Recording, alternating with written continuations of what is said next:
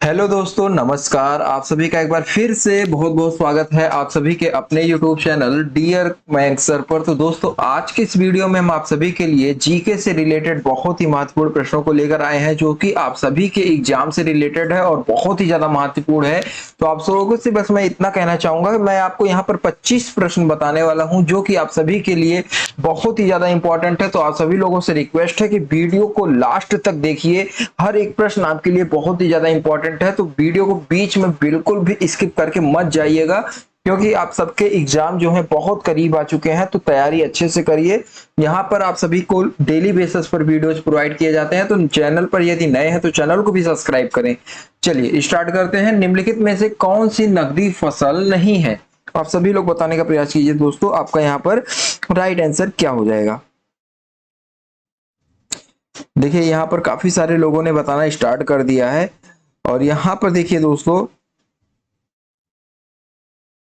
काफी सारे लोग बता रहे हैं कि कपास जो है नकदी फसल नहीं है। बहुत सारे लोगों के ऑप्शंस आ रहे हैं कि चाय। तो मैं आपको बताना चाहूंगा दोस्तों, यहाँ पर जितने भी लोगों ने, देखिए काफी सारे लोगों ने यहाँ पर बताना स्टार्ट कर दिया है। यहाँ पर ऑप्शन नंबर सी बहुत लोगों ने बताया है। जी हाँ दोस्तों, चाय यहाँ पर जितने भी लोगों ने बताया है वो लोग यहाँ पर बिल्कुल करेक्ट हो जाएंगे। चलिए दोस्तों, फटाफट आप लोग जवाब देने का प्रयास कीजिए, जिससे कि आप सबकी क्लास अच्छे से और थोड़ी जल्दी खत्म हो और आप लोग का समय भी बचे। ठीक है, तो यहाँ पर चाय जितने भी लोगों ने बताया है वो लोग यहाँ पर बिल्कुल करेक्ट हो जाएंगे। चाय जो है नकदी फसल है। चलिए दोस्तों, अगले प्रश्न की तरफ बढ़ते हैं। अगला प्रश्न आपसे क्या पूछा जा रहा है, ध्यान से देखिए। यहाँ पर आपसे पूछा जा रहा है कि नियाग्रा जलप्रपात किस देश में स्थित है? दोस्तों फटाफट बताने का प्रयास कीजिए। नियाग्रा जलप्रपात संयुक्त राज्य, जी हाँ दोस्तों, यहाँ पर जितने भी लोगों ने संयुक्त राज्य अमेरिका से रिलेटेड कुछ आंसर्स को बताया वो लोग यहाँ पर बिल्कुल करेक्ट हो जाएंगे। उपरोक्त में से कोई नहीं। जी हाँ दोस्तों, यहाँ पर देखिए काफी सारे कुछ लोग संयुक्त राज्य अमेरिका बता रहे हैं। जी हाँ दोस्तों, यहाँ पर जितने भी लोगों ने बताया है संयुक्त राज्य अमेरिका, वो लोग यहाँ पर बिल्कुल करेक्ट हो जाएंगे।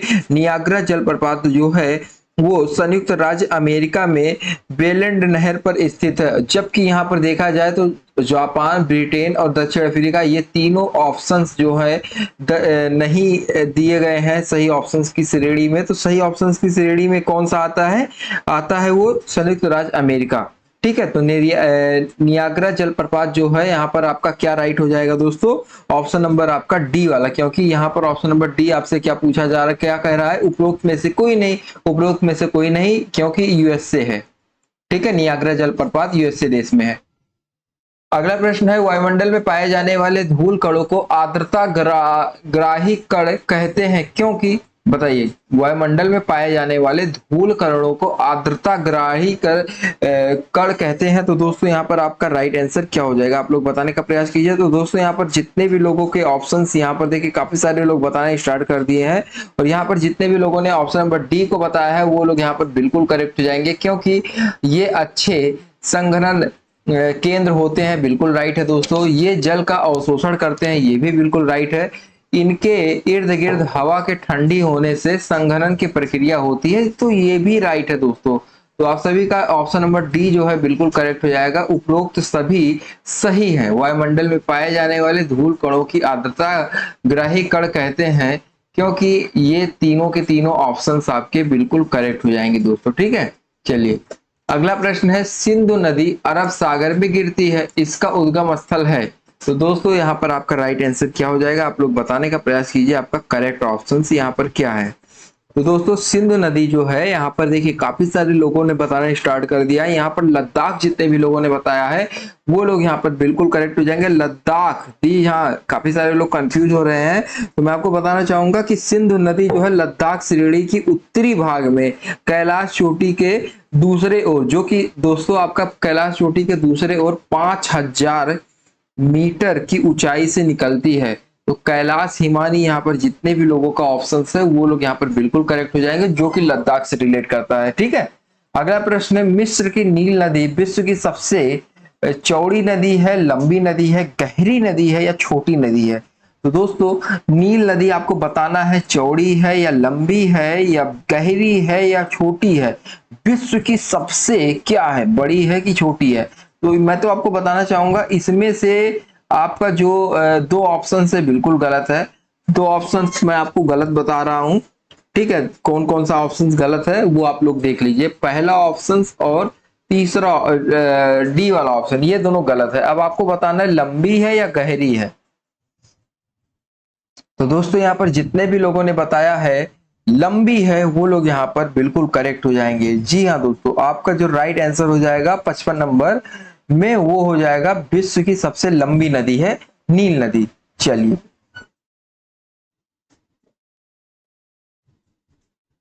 और लंबाई की बात करें दोस्तों तो आप सभी लोग ध्यान में रखिए, 6,690 किलोमीटर लंबी है, तो ये चीज ध्यान में रखिए। अगला प्रश्न है, समुद्र का स्थल की ओर बढ़ना कौन सा संचरण कहलाता है। तो दोस्तों यहाँ पर जितने भी लोगों ने बताया है निर्माण धनात्मक संचरण, वो लोग यहाँ पर बिल्कुल राइट हो जाएंगे दोस्तों। समुद्र का स्थल की ओर बढ़ना जो है निर्माण धनात्मक संचरण कहलाता है दोस्तों। चलिए अगले प्रश्न की तरफ बढ़ते हैं। समुद्र तल पर सामान्य वायुमंडलीय दाब कितना होता है। तो समुद्र तल पर सामान्य वायुमंडलीय दाब दोस्तों यहाँ पर जितने भी लोगों ने बताया है ऑप्शन नंबर बी को, वो लोग यहाँ पर बिल्कुल करेक्ट हो जाएंगे। यहाँ पर आप सभी लोग देख सकते हैं 1013.25 मिली बार। जी हाँ दोस्तों, यहाँ पर जितने भी लोगों का ऑप्शन नंबर बी है वो लोग यहाँ पर बिल्कुल करेक्ट हो जाएंगे। मैं आपको बताना चाहूंगा कि समुद्र तल और 45 डिग्री अक्षांश पर जो है वायुदाब कितना होता है, 76 सेंटीमीटर। ठीक है, मैं आपको बताना चाहूंगा कि समुद्र तल और 45 डिग्री अक्षांश पर जो है वायु दाब कितना होता है, 76 सेंटीमीटर पारा होता है, जिससे हम मिलीमीटर में यदि निकाले, मिली बार में निकाले तो वो कितना होता है, उसका पारा 76 सेंटीमीटर का जो पारा होता है वो होता है दोस्तों आपका यहाँ पर 1013.25 मिली बार। चलिए अगले प्रश्न की ओर बढ़ते हैं। अगला प्रश्न है, दो समांतर भ्रंशों के बीच धसे हुए भाग को कहते हैं। तो आप सभी लोग बताने का प्रयास कीजिए दोस्तों, आपका राइट आंसर यहाँ पर क्या हो जाएगा। तो दोस्तों यहाँ पर जितने भी लोगों ने ऑप्शन नंबर डी को बताया है भ्रंश घाटी, वो लोग यहाँ पर बिल्कुल राइट हो जाएंगे। दो समांतर भ्रंशों के बीच धसे हुए भाग को हम लोग क्या कहते हैं, भ्रंश घाटी कहते हैं। अगला प्रश्न है, भारतीय संविधान में आपात उपबंध लिए जाते हैं। आपात उपबंध, जी हाँ दोस्तों, भारतीय संविधान में आपात उपबंध लिए जाते हैं। कहां से लिए जाते हैं। तो दोस्तों यहाँ पर जितने भी लोगों का ऑप्शन नंबर ए है जर्मनी, वो लोग यहाँ पर बिल्कुल करेक्ट हो जाएंगे। भारतीय संविधान में आपात उपबंध जर्मनी से लिए जाते हैं। अगला प्रश्न है, वर्ग संघर्ष का सिद्धांत किसने दिया। आप सभी लोग बताने का प्रयास कीजिए पूरे फोकस के साथ, बहुत ही इंपॉर्टेंट प्रश्न है। तो यहाँ पर दोस्तों आपका जो राइट आंसर हो जाएगा ऑप्शन नंबर आपका बी वाला कार्ल मार्क्स, यहाँ पर आपका बिल्कुल करेक्ट हो जाएगा, जिन्होंने वर्ग संघर्ष का सिद्धांत दिया। अगला प्रश्न दोस्तों आपसे पूछा जा रहा है, दो समांतर भ्रंशों के बीच उठे हुए भाग को, दो समांतर भ्रंश है उनके उठे हुए भाग को जो है क्या कहा जाता है। तो दोस्तों यहाँ पर आपको मैं बताना चाहूंगा कि यहाँ पर जितने भी लोग कह रहे हैं कि दो समांतर भ्रंशों के बीच उठे हुए शिखर जो है, उठे हुए भाग जो है वो दिखते हुए भाग को ब्लॉक, जी हाँ दोस्तों, उठे हुए भाग को हम लोग क्या कहते हैं, ब्लॉक कहते हैं। तो जितने भी लोगों का ऑप्शन नंबर ब्लॉक को एक चीज और कह सकते हैं, हास्ट पर्वत कह सकते हैं। आप सभी लोग इसे भी ध्यान में रखिए, हास्ट पर्वत भी कहा जाता है। तो यहाँ पर जितने भी लोगों ने ब्लॉक पर्वत बताया है वो लोग यहाँ पर बिल्कुल करेक्ट हो जाएंगे। दो समांतर भ्रंशों के बीच उठे हुए भाग को हम लोग क्या कहते हैं, ब्लॉक पर्वत कहते हैं। अगला प्रश्न है, दक्षिण पश्चिम मानसून चलता है मई से सितंबर तक या नवंबर से जनवरी तक या अक्टूबर से जनवरी तक या उपरोक्त में से कोई नहीं। तो दक्षिण पश्चिम मानसून बताइए कहाँ चलता है। तो दोस्तों यहाँ पर दोस्तों आपका जो राइट आंसर हो जाएगा ऑप्शन नंबर आपका जो यहाँ पर डी वाला है बिल्कुल करेक्ट हो जाएगा, क्योंकि इनमें से कोई भी ऑप्शन आपका सही नहीं है। मैं आपको बताना चाहूंगा कि भारत में दक्षिण पश्चिम मानसून जो है वो आपका 5 जून, कब दोस्तों, 5 जून से केरल के मानसून के विस्फोट के साथ जो है प्रारंभ होता है। और ये कब तक चलता है, आप सभी लोग इसे ध्यान में रखिए, 5 जून से कब तक चलता है, 5 जून से 30 अक्टूबर तक चलता है। ठीक है, तो आप सभी लोग इसे ध्यान में रखिए, ये सही ऑप्शन हो जाएगा। चलिए अगला प्रश्न है, जब जहाज अंतरराष्ट्रीय तिथि रेखा को पश्चिम से पूरब पार करता है तो उसकी तारीख बताइए। जब जहाज जो है अंतरराष्ट्रीय जो तिथि रेखा है उसे पश्चिम से पूरब पार करता है तो उसकी तारीख क्या होती है। तो दोस्तों यहाँ पर जितने भी लोगों को पता है बताने का प्रयास करें, और जिनको नहीं पता है वो भी कुछ ना कुछ आशा लगाएं कि कौन सा सही है।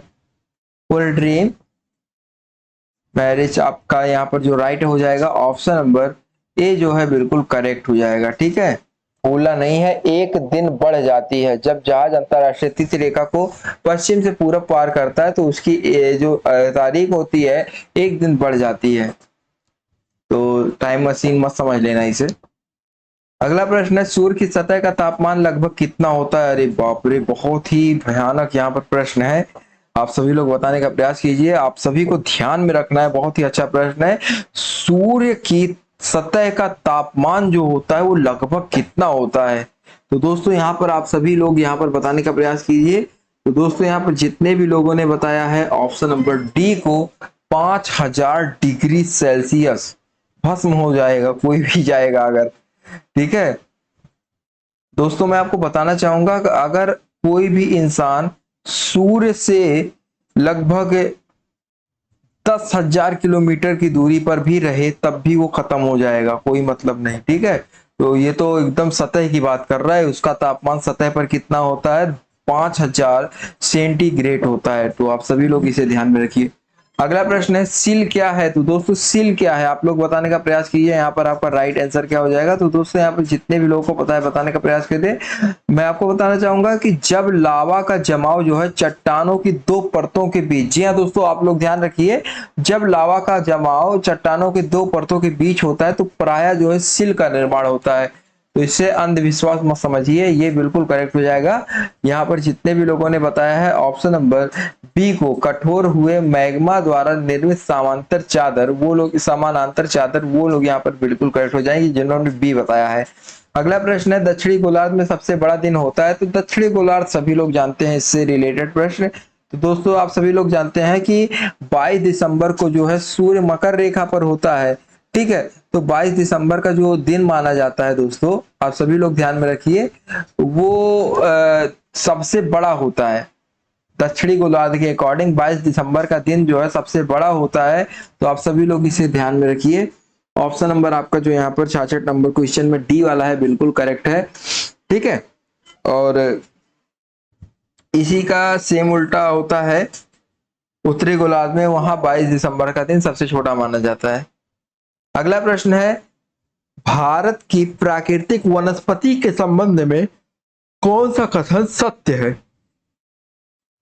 तो दोस्तों आप सभी लोग बताने का प्रयास कीजिए, आपका राइट आंसर यहाँ पर क्या हो जाएगा? तो यहाँ पर दोस्तों जितने भी लोगों ने ऑप्शन नंबर डी को बताया है पूर्वमुक्ता, यहाँ पर ऑप्शन नंबर बी 17 यहाँ पर औसत वर्षा वाले क्षेत्रों में मानसूनी वन पाए जाते हैं, तो बिल्कुल राइट है, बहुत ही क्लीन आंसर है। यहाँ पर औसत वर्षा वाले क्षेत्रों में मानसूनी वन पाए जाते हैं, ये भारत की प्राकृतिक वनस्पति के संबंध में ऐसे कथन को सत्य माना जाएगा। निम्नलिखित देश और राजधानी में कौन सा युग्म गलत है? चलिए देखते हैं। यहाँ पर देखिए अलग अलग देशों के नाम दिए गए हैं और उनके राजधानी बताया गया है। तो दोस्तों यहाँ पर ऑप्शन नंबर डी आप सभी लोग देख सकते हैं, इथियोपिया जो है सुआ यहाँ पर दिया गया है, तो ये दरअसल गलत है। तो आप सभी का यहाँ पर सुआ जो है फिजी की राजधानी है। ठीक है, सुआ जो है कहाँ की राजधानी है? फिजी की राजधानी है। तो आप सभी लोग यहाँ पर ध्यान में रखिए, ऑप्शन नंबर सी बिल्कुल करेक्ट हो जाएगा। अगला प्रश्न है, कैस्पियन सागर या झील अवस्थित है? तो दोस्तों यहाँ पर आप सभी के ऑप्शंस दिए गए हैं, बताने का प्रयास कीजिए। तो यहाँ पर जितने भी लोगों ने बताया, कुछ यूरोप में और कुछ एशिया में, तो बिल्कुल करेक्ट है आप सभी लोग। निम्नलिखित में से कौन सा जोड़ा गलत है? वर्षा, दबाव, तापमान, आर्द्रता। तो दोस्तों निम्नलिखित में से कौन सा जोड़ा गलत है? तो दोस्तों यहाँ पर जितने भी लोगों ने ऑप्शन नंबर डी बताया है, आइसो हेल्स, वो लोग यहाँ पर बिल्कुल करेक्ट हो जाएंगे। अगला प्रश्न दोस्तों आपसे पूछा जा रहा है, निम्नलिखित में से कौन रिफ्ट घाटी में स्थित नदी है? तो रिफ्ट घाट में स्थित नदी कौन सी है? तो ऑप्शन नंबर आपका A B C D 4 option है, तो ताप्ती यहाँ पर आपका बिल्कुल करेक्ट हो जाएगा। अगला प्रश्न है दोस्तों, आप सभी लोग ध्यान से देखिए, सूची 1 का सूची 2 से मिलान करना है और नीचे दिए गए कोड का प्रयोग करके सही उत्तर बताना है। तो दोस्तों आप सभी लोग देखिए और बताने का प्रयास कीजिए, यहाँ पर आपका राइट आंसर क्या हो जाएगा? तो यहाँ पर दोस्तों आप सभी लोग देख सकते हैं, प्राकृतिक तटबंध जो है ये आपका क्या राइट हो जाएगा? तो यहाँ पर जितने भी लोगों ने नदियां बताए हैं वो लोग यहाँ पर बिल्कुल करेक्ट हो जाएंगे, इसी तीसरे से रिलेट कर रहा है। और एस्कर की बात करें दोस्तों, यहाँ पर जितने भी लोगों ने हिम नदी बताया है वो लोग यहाँ पर बिल्कुल करेक्ट हो जाएंगे, ऑप्शन नंबर 4 से रिलेट करेगा, मतलब आप सभी लोग देख सकते हैं ये 3 से रिलेट कर रहा था, ये 4 से। और पेलजे की बात करें दोस्तों, यहाँ पर जितने भी लोगों ने बताया कार्ड, जी हाँ दोस्तों, कार्ड देवलर आपका यहाँ पर बिल्कुल करेक्ट हो जाएगा। ठीक है, यहाँ पर आप सभी लोग देख सकते हैं सही कूट यहाँ पर क्या है, आप सभी लोग देख सकते हैं। और ये पहले से रिलेट करेगा, पहले से रिलेट क्या करेगा आप सभी लोग देख ही सकते हैं। बरखान जो है बरथोड़, मुराद आप सभी लोग देख सकते हैं, ड्रीम। तो ऑप्शन नंबर सी वाला आपका यहाँ पर बिल्कुल करेक्ट हो जाएगा। अगला प्रश्न है, निम्नलिखित कथनों पर विचार करें। पहला है, टमेली द्वारा किए गए कार्यों के आधार पर कोलंबस ने अनुमान लगाया कि एशिया अनिवार्यतः यूरोप के पश्चिम में स्थित अति निकट होगा। चलिए, पहला कथन तो आपने पढ़ा। दूसरा कथन, स्टैब्रो ने इथियोपिया में भारी वर्षा के कारण बताते हुए नाइल में बाढ़ की सही व्याख्या की। तो दोस्तों यहाँ पर जो पहला कथन है और दूसरा कथन है, इसमें जो आपका राइट कथन है वो है केवल दूसरा वाला कथन, दूसरा कथन केवल सत्य है। तो जितने भी लोगों ने ऑप्शन नंबर बी बताया वो लोग यहाँ पर बिल्कुल राइट हो जाएंगे। अगला प्रश्न है, निम्नलिखित में से किसने अंतिम कारणों के उद्देश्यवादी प्रयत्न को अस्वीकार कर इस पर बल दिया कि कालानुसार पूर्ववर्ती क्रम में स्पष्टीकरण ढूंढना आवश्यक है। ऐसा करते हुए उसने लिनाउस तथा लेलितज का विरोध किया, परंतु हुमायूं तथा गोयत के प्रत्ययों को समर्थन किया। ठीक है, उसका विस्तारण किया। तो आप सभी लोग बताने का प्रयास कीजिए आपका राइट आंसर यहाँ पर क्या हो जाएगा।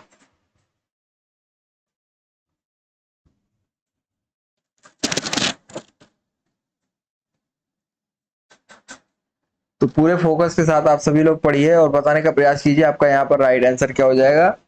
तो ड्रीम आप सभी लोग देख सकते हैं, यहाँ पर जितने भी लोगों ने ट्रेवलर बताया है वो लोग यहाँ पर बिल्कुल करेक्ट हो जाएंगे। ऑप्शन नंबर आपका क्या हो जाएगा करेक्ट, ऑप्शन नंबर ए वाला जो है आपका बिल्कुल करेक्ट हो जाएगा, वेरेनियस। चलिए दोस्तों, इस क्लास की जो लास्ट प्रश्न है उसको देख लेते हैं। तो आप सभी लोग बताने का प्रयास कीजिए, निम्नलिखित कथन में से कौन सा कथन जो है सही है। और एक क्षेत्र जो हिमनदित नहीं हुआ है, फोकस बनाएंगे तभी समझ में आएगा। तो दोस्तों यहाँ पर जितने भी लोगों ने बताया है ऑप्शन नंबर डी को, वो लोग यहाँ पर बिल्कुल करेक्ट हो जाएंगे। भी आकार की घाटियां जो है प्रदर्शित कर सकता है, ये कथन जो है सही है। भी जो है ये आकार की घाटियां प्रदर्शित कर सकता है, भी आकार की घाटियां प्रदर्शित कर सकता है। ये जो है एक क्षेत्र जो हिमनदित नहीं हुआ है, तो हिमनदित नहीं हुआ है वो आपका ऑप्शन नंबर डी है। तो दोस्तों आप सभी का ये क्लास जो है यहीं पर समाप्त होता है। और आप सभी को आज की ये क्लास कैसी लगी कमेंट करके जरूर बताएं। और आप सभी लोगों से रिक्वेस्ट है कि यदि चैनल पर नए हैं तो चैनल को सब्सक्राइब करें। दोस्तों मिलते हैं अपने किसी अन्य वीडियो में, तब तक के लिए धन्यवाद। वीडियो को ज्यादा से ज्यादा शेयर करें और चैनल को प्लीज सब्सक्राइब करें। धन्यवाद।